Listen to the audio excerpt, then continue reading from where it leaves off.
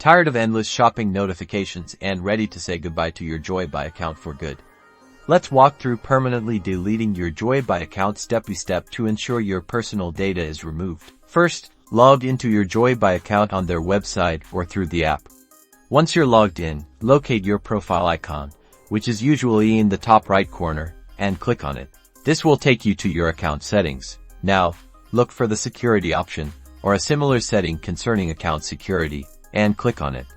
It might also be labeled as privacy settings. Within the security settings, you should find an option to delete account or close account. This might be located at the very bottom of the page, so scroll down if necessary. Once you find it, click on that option.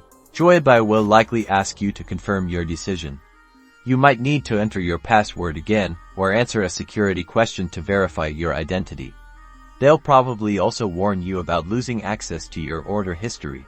Read the information carefully, then click Confirm or Delete Account to proceed. After confirming, you should receive a confirmation message or email stating that your account deletion request has been submitted. Keep this confirmation for your records.